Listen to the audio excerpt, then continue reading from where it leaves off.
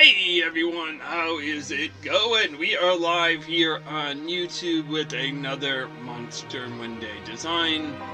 My last Monster Monday design was the ice skull, and when I did that I thought, hey, wouldn't it be cool to do the opposite, the flaming skull? So that was today's design. And I actually tried to do it without a design sketch. It was just sort of had a general idea in my head of how I wanted it to look. It came out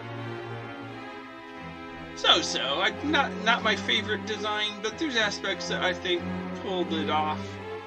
It's really hard to get an organic looking flame. So yeah, that is today's design. The flaming skull. Not the flaming mignon. The filet mignon.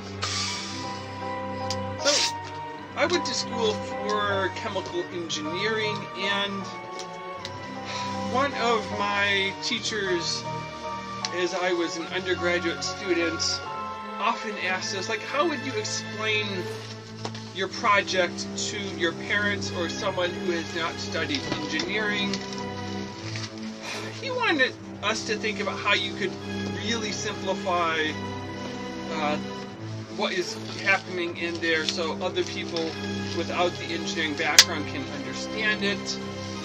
So yeah, if you could put it in layman's terms, it is easier for everyone to understand what is happening in the experiment, in the project, or whatever we're working on.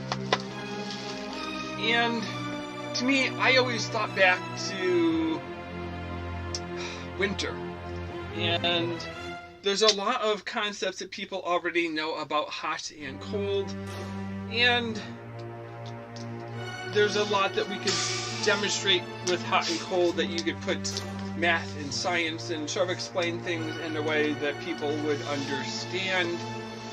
One thing that I don't know that everyone understands is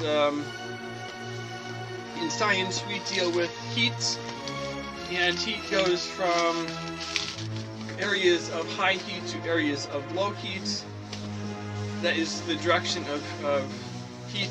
Things lose heat. There's always something that is colder, a place for the heat to go. If you're outside on a cold winter day, something you might hear is the wind chill factor, the wind chill effect. It is an adjustment of the temperature. The higher the wind blows, the colder it will feel. The wind has a cooling effect. Air movement has a cooling effect on an object. And there is no universally agreed upon definition of exactly how you measure wind chill or how it should be defined. There are few different methods. And the first wind chill formulas and tables were developed by two scientists who were working in Antarctica before World War II, and in their early studies it was based on how quickly a bottle of water froze in their outdoor conditions. So the faster the wind was blowing, the quicker the water would freeze, and they could say, well, it took water 8 minutes to freeze, and it would take it 8 minutes to freeze if the temperature was 13 degrees, so it feels like it's 13 degrees. That's just one method of determining wind chill factor, and sometimes it is determined by comparing it to what if there is no wind whatsoever, and sometimes it is compared to, I think they do like 4 miles per hour, or maybe it's 4 kilometers per hour.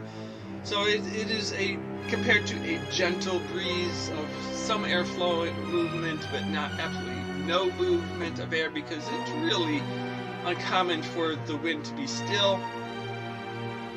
So the surface is going to lose heat to the surrounding air as the wind blows by it, and the faster the wind blowing, the more heat that can be pulled away from an object.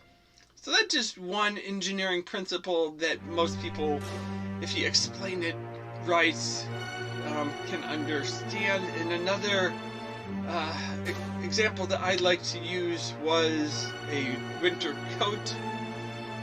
This is something that I think a little kid might get wrong. If you ask them to describe their winter coat, they might say it is warm. And they might be thinking their coat is naturally warm. Well, that coat is in insulation.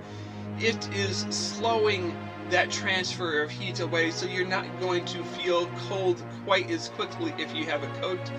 The thicker, the warmer the coat, the better the material, the better the insulation it provides, the warmer you will feel, the slower it will, you will lose heat, making you feel cold.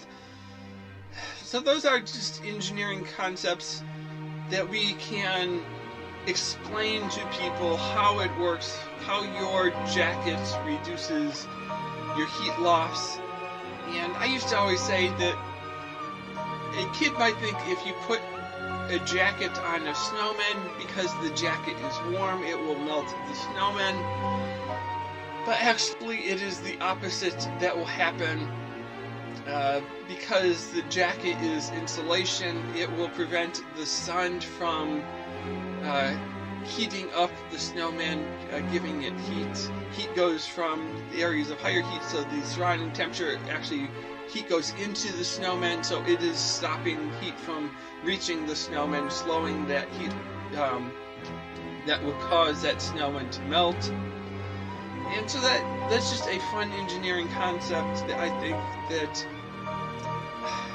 someone who is engineering can try to explain to a non-engineering person, and topics that people are familiar with, because they know, yeah, I put on a light jacket in the fall and a winter coat in the winter. I wear a hat in the winter, a really thick woolly hat on those cold days, and a thick pair of gloves. They have some idea of, yeah, different types of jackets work better. Wearing a sweater in the winter is better than wearing a t-shirt. So yeah, I think those are topics that people can understand, and we could use them to explain and to introduce engineering principles and terms that other people can understand.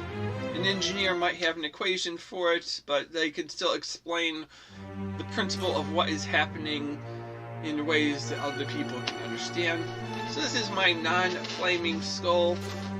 I guess I could have used some marker and drawn some orange flame pattern on it.